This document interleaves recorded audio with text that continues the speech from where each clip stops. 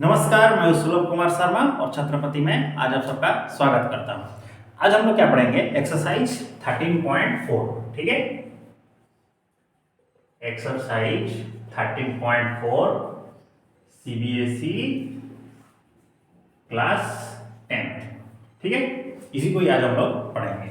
देखिए, ये फ्रुस्ट्रम के हिसाब से कुछ बोला है। फ्रुस्ट्रम का मतलब क्या होता है? आधा कटा हुआ कोड, मतलब ऐसे होगा, ऐसे कुछ आ जाएगा।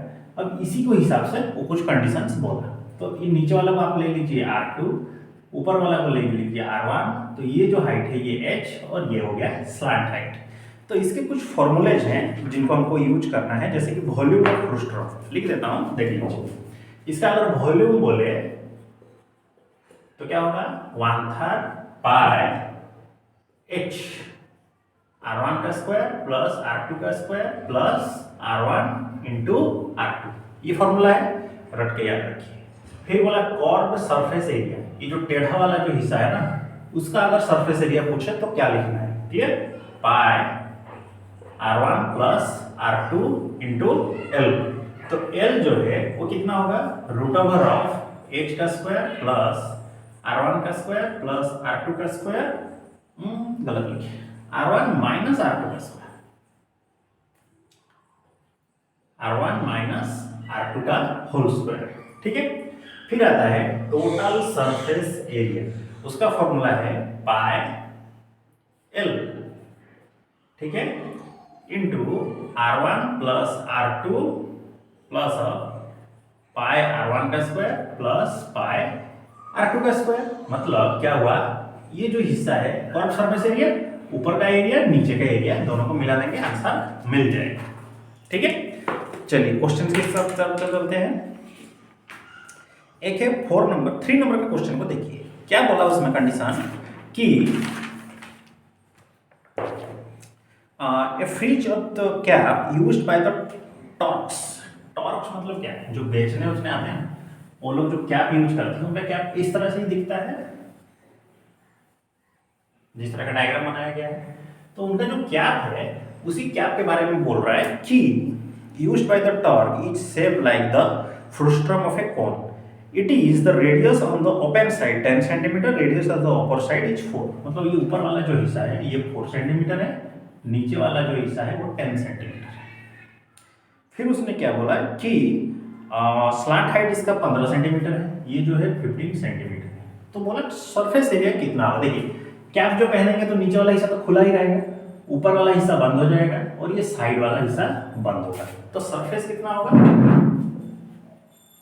सरफेस, ये 3 नंबर है, surface area of cap equal to curve surface area plus ऊपर वाला एरिया पाई R1 का स्क्वायर। तो कर्व सरफेस एरिया का फॉर्मूला क्या है? Pi R1 plus R2 into L plus pi R1 का स्क्वायर। तो इस हिस्से को सॉल्व करिए। 22/7, R1 कितना है? 4 प्लस 10 इंटू 15 प्लस 22/7 इंटू 4 का स्क्वायर। तो 22/7 इंटू 14 इंटू 15 प्लस 22/7 इंटू 16 2। ठीक है, तो इसको मल्टीप्लाई करिए, कितना हुआ? 30, 22, 0 6 0 6, तो 0 6 6, तो 6 6 0 सेंटीमीटर स्क्वायर प्लस इनको मल्टीप्लाई कर दीजिए। 22 इंटू 16, 6 2 जा 12, 2 1 12 1 13, 1 2 जा 2, 1 2 जा 2, 5 3। तो ये कितना हुआ? 352/7 सेंटीमीटर स्क्वायर। अब दोनों को ऐड करिए, 7 7 0 जा 0, 7 6 जा कितना? 2 4 42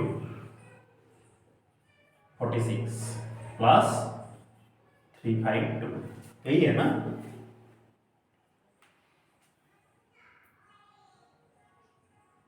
ओके, ठीक है, चलिए देखते हैं, इसको थोड़ा सॉल्व करिए।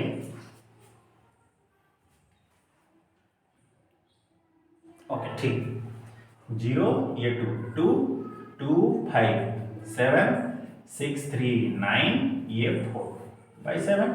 तो 7 7 जा 49, 7 1 जा फिर 0 2/7 सेंटीमीटर स्क्वायर। तो जो कर्व सरफेस एरिया है वो कितना हो जाएगा 710 2/7 सेंटीमीटर स्क्वायर, जो कि आप लोग पहन रहे हैं। ओके, अब चलते हैं क्वेश्चन नंबर 4 के हिसाब से। ये अच्छा क्वेश्चन है, वो भी एक फ्रूस्ट्रम के बारे में ही बोला है। क्वेश्चन नंबर जो 4 है, दो ही तो करेंगे। देखिए ज्यादातर ऐसा ही होगा, कौन के हिसाब से जो करके आ गए आपको वो समझ गए, तो इसको समझने में ज्यादा वक्त नहीं लगेगा। हाँ, इसमें एक प्रॉब्लम जरूर है, क्योंकि इसके जो फॉर्मूलाज हैं वो थोड़ा आपको दिमाग में रखना पड़ेगा, हर रोज थोड़ा थोड़ा पढ़ना पड़ेगा। जैसे कि मेरा तो सही से याद नहीं हो पा रहा है, तो आप लोगों को इसको अच्छे से फॉर्मूला को रट के याद रखना पड़ेगा। ठीक है, देखिए पहले कौन बना दीजिए। बोला एक container open from the top, एक कंटेनर है इस तरह से, फ्रूस्ट्रम के हिसाब से कंटेनर है, ये नीचे है R2, ऊपर है R1, ये हो गया हाइट, ये हो गया स्लांट हाइट। बोला ये container open from the top and made of metal sheet, it is in the form of a frustum of a cone. Height कितना है 16 सेंटीमीटर, इसका हाइट बोल दिया 16 centimetre. Radius of its lower end the upper is, lower को बोल दिया 8 centimetre and 20 centimetre अपर, नीचे वाला को बोल दिया 8, ऊपर बोला 20। तो एक्चुअली सेप ऐसा नहीं होना चाहिए, सेप तो ऐसा होना चाहिए। ओके, नीचे वाला हो गया R2 हो गया 8, R1 हो गया 20, और जो हाइट है वो हो गया 16। ये स्लैंट हाइट है, ठीक है, इसको यूज करें क्योंकि नीचे वाला बड़ा है ना। अब बोला है इसमें कि आपको इसमें मिल्क डालना है, find the cost of milk which can completely fill the container. Okay, जो मिल्क है जो कंटेनर को कंप्लीटली फिल करेगा उसका कॉस्ट कितना होगा ये आपको फाइंड आउट करके बताना है। 20 रुपीज पर लीटर, मतलब जो मिल्क है वो 20 रुपया आ रहा है पर लीटर के हिसाब से, वो आपको बताना है कितना रुपया इसमें पूरा खर्चा हो जाएगा। और ये जो मेटालिक शीट जो बन रहा है वो 8 रुपया खर्चा हो रहा है पर 100 सेंटीमीटर स्क्वायर के हिसाब से। तो फर्स्ट ऑफ ऑल आप क्या करना है, इसमें आपको स्लांट हाइट को फाइंड आउट कर दोगे तो सही बात है, नहीं तो उसको हमको सेकंड पार्ट में चाहिए होगा। ठीक है, तो पहले इसका वॉल्यूम निकालें। वॉल्यूम का फॉर्मूला क्या है 1/3 पाई, ठीक है, 1/3 पाई h, R1 का स्क्वायर प्लस R2 का square plus of R1 into R2, यही फॉर्मूला है इसका वॉल्यूम का। तो 1/3 तो रहा 3.14, हाइट हो गया इसका 16, R1 कौन है 20 का स्क्वायर प्लस 8 का स्क्वायर प्लस 20 इंटू 8, तो 1/3 तो रहा 314/100 into 16, this is 400 plus 64 plus 160, 1/3 into 314/100 into 16, 4 6 6 12 2 1 6, ठीक है। थोड़ा आप इसको सॉल्व करें, 6 3 से इसको काट दीजिए, 3 2 जा 0 8, ओके, फिर 2 से इसको काटिए 204, नहीं 104 होगा, फिर इसको 2 से काट दीजिए 50, 2 से काटिए 25, फिर 2 से काटिए 52, ओके। अब नहीं कटेगा तो बचा कितना 1 इंटू 314 इंटू 16 इंटू 52 बाई कितना 25। ये कौन है सेंटीमीटर क्यूब है, ठीक है। अब इसको लीटर में कन्वर्ट करिए, हम लोग जानते हैं क्या 1000 centimetre cube equal to 1 litre होता है कि नहीं, तो 1 centimetre cube equal to 1/1000 litre. तो इतना सेंटीमीटर क्यूब कितना हो जाएगा 314 into 16 52 by 25 centimetre cube equal to 314 into 16 52 by 25 into कितना 1000, नीचे डिवाइड कर देंगे तो ये लीटर हो गया। अब 1 लीटर का रेट कितना है 20 रुपया, तो इस पूरे का रेट कितना हो जाएगा, इसको इरेज करते हैं ऊपर से, ठीक है।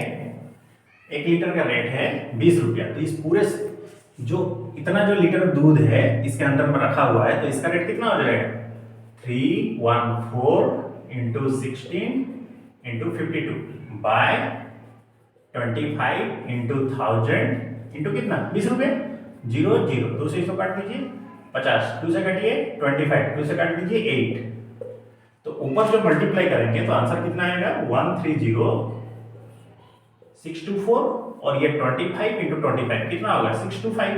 और जब इसको हम लोग डिवाइड करेंगे तो आंसर कितना आएगा 208.99 रुपीज। ठीक है, देखिए इसमें कितना डिफिकल्ट हो रहा है ना, ये एक आध डिफिकल्ट तो रहेगा ही क्वेश्चंस में, इसको आपको करना ही फॉर्मूला को रखना है और ज्यादातर डिविजन्स मेथड यूज करना है। यहाँ पर टाइम प्रॉब्लम है इसलिए हम डायरेक्ट लिख दिए। ठीक है, अब दूसरा क्वेश्चन ये बोला कि इसका मेटल जो सीट है, ये चारों तरफ जो मेटल सीट लग रहा है उसमें कितना मेटल मतलब कितना रुपए का मेटल खर्चा होगा। तो पहले क्या करिए, एल का वैल्यू फाइंड आउट करिए, क्योंकि कॉर्ड सरफेस एरिया का फॉर्मूला हमको चाहिए ना। हाँ, और नीचे भी हम लोग मेटल लगा देंगे ना। तो पहले एल का फॉर्मूला क्या होगा, h square plus r1 minus r2 का होल स्क्वायर का रूट ओवर। तो ये हो गया 60 मीटर स्क्वायर प्लस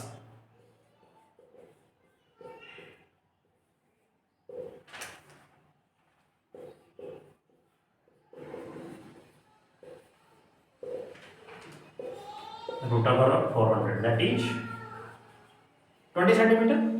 अब आइए curved surface area plus pi r2 का स्क्वायर। तो कॉर्ड सरफेस एरिया जो है वो कितना है, pi r1 plus r2 into L plus pi r2 का स्क्वायर, है कि नहीं। चलिए अब इसको सॉल्व करिए, 22/7 3.1 3.14। r1 का वैल्यू कितना है 20 प्लस 8 और जो स्लैंट हाइट है कितना हम लोग फाइंड आउट किए थे 20 ना, प्लस 3.14। r2 का वैल्यू कितना है 8 का स्क्वायर, 314/100 इंटू 28 इंटू 20 प्लस 3.14 कितना होगा 64। जब इसको पूरा हम लोग सॉल्व करेंगे तो सॉल्व करेंगे कहां तक पहुंचेंगे बताइए। ठीक है, इसको सॉल्व करके हम लोग कहां तक पहुंच गए 3.14/100 को कॉमन ले जाइए, इस चीज को आपको कॉमन ले जाइए, दोनों तरफ सेम सेम ही है ना।